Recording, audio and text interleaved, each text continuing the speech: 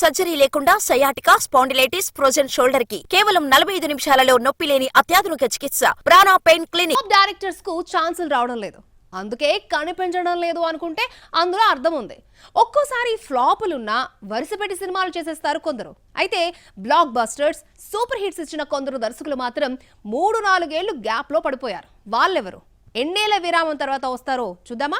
సుకుమార్ ఒక్కో సినిమాకు 2 ఏళ్లు తీసుకుంటాడన్న పేరే గాని ఒక సినిమా సెట్స్ పై ఉండగానే మరొక సినిమాకి కమిట్ అవుతాడు.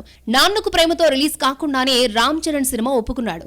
రంగస్థలం రిలీజ్ అయిందో లేదో మహేష్ ను డైరెక్ట్ చేయడానికి రెడీ అయ్యాడు. అయితే లెక్కల్ మాస్టర్ చెప్పిన స్టోరీ సూపర్ స్టార్ కు నచ్చకపోవడంతో అనుకోకుండా ఓ సంవత్సరం వేస్ట్ అయిపోయింది. లెక్కల్ మాస్టర్ చెప్పిన కథ సూపర్ స్టార్ కు నచ్చకపోవడంతో ఇదే కథని బండికి చెప్పి ఒప్పించాడు. పుష్ప పాన్ ఇండియా హిట్ కావడంతో పుష్ప 2 తీయడానికి 3 ఏళ్లు తీసుకున్నాడు. నెక్స్ట్ మూవీని రామ్ చరణ్ తో తీయాల్సిన ఇప్పట్లో రాదు. రామ్ చరణ్ రీసెంట్ గా బుచ్చిబాబు సినిమాలో జాయిన్ అయ్యాడు. ఓ ఏడాది పాటు ఇదే సినిమాతో ట్రావెల్ చేస్తాడు చెర్రీ. ఈ లెక్కన సుకుమార్ మళ్లీ కనిపించేది 2027లోనే. వెనకాల మహానటి వంటి సెన్సేషనల్ హిట్ ఉన్న slow and steady win the race అంటూ కల్కి తీయడానికి 6 ఏళ్లు తీసుకున్నాడు నాగశ్విన్. కల్కి పాన్ ఇండియా హిట్ కావడంతో కల్కి 2 కోసం ఎక్కువ టైమే స్పెండ్ చేయనున్నాడు డైరెక్టర్.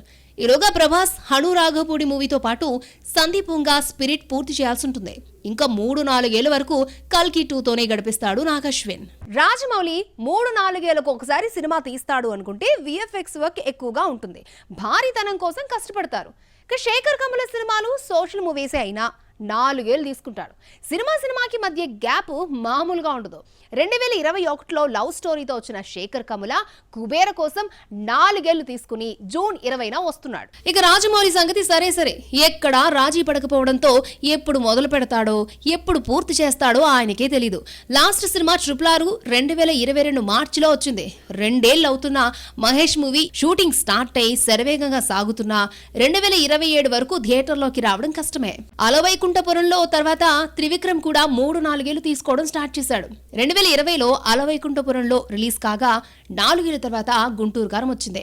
గుంటూరు కారం తర్వాత బండి సినిమాకు కమిట్ అయినా ఈసారి మేకింగ్ కోసమే 2 ఇయర్స్ తీసుకున్నాడు.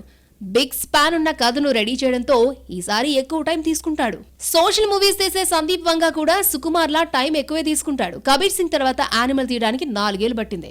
స్పిరిట్ వచ్చే ఏడాది మధ్యలో మొదలైన రిలీజ్ మాత్రం 2026లోనే. ఈ దర్శకుల నుంచి 2 ఏళ్లకు ఒక సినిమా వస్తుందని ఊహించడం ఇక కష్టమే.